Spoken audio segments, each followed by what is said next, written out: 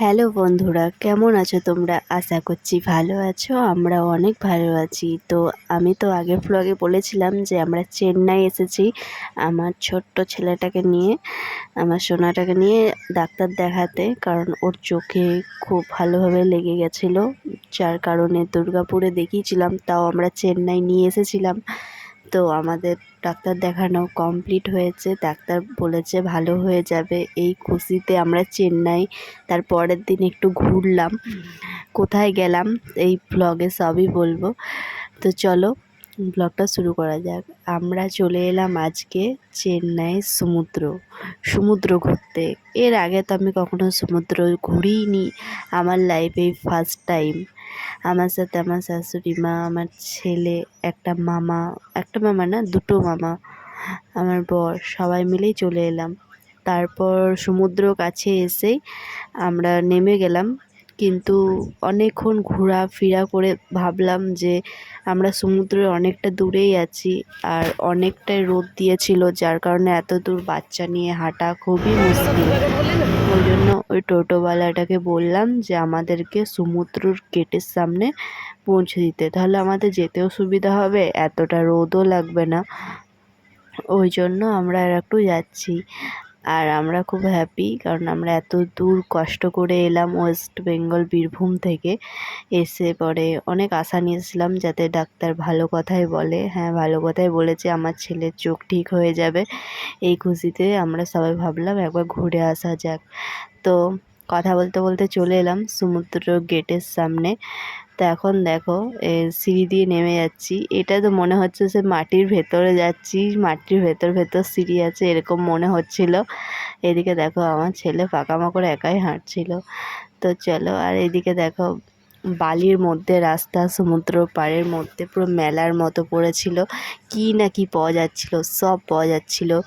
Dress থেকে তোমার mobile cover, জুয়েলার্সি, মানে এই ইমিটেশনের সব কিছু, কানের মালা, এমনকি সব কিছু, পারফিউম, সানগ্লাস, বিভিন্ন ধরনের জিনিস পাওয়া যাচ্ছিলো। আমার তো মনে হচ্ছিলো সব নিয়ে নিই, কিন্তু যাই হোক, আমি তো আমার ছেলেকে ডাক্তার দেখানোর জন্য গেছিলাম, এত কিছু নিলে হবে? ঘুরতে এসেছি সমুদ্র, এটাই আমার কাছে অনেক।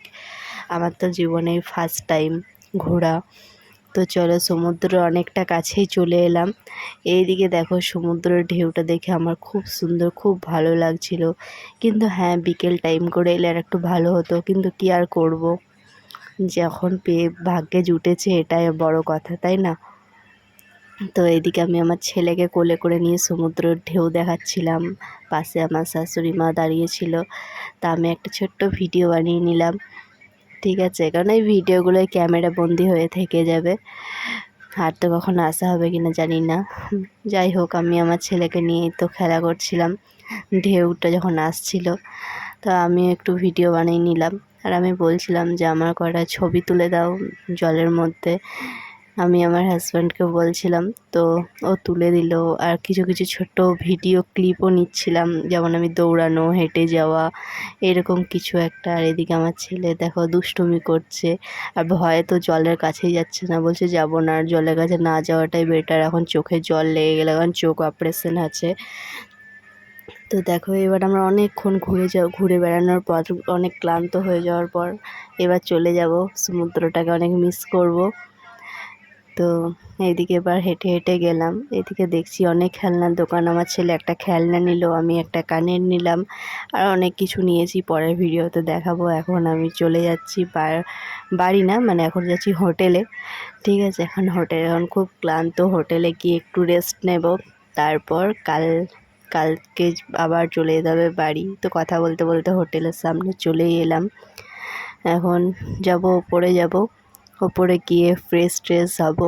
তারপর আমরা রান্না করব না হোটেলে, যেহেতু হোটেলে সব কিছুই আছে, এমনি রান্না করে খেতে হবে, কিন্তু এত ক্লান্তির পরে রান্না ভালো লাগছে না, তার জন্য আমরা খাবার কিনে নিয়েছিলাম বিরিয়ানি।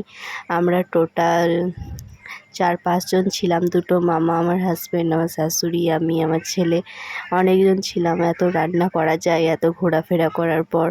ওর জন্য আমরা 4-5 প্লেট বিরিয়ানি কিনে নিয়েছিলাম। তো যাই হোক, আমরা হোটেলের ভেতর চলে এলাম। এখন হোটেল লক করা আছে, এখন লকটা খুলবো।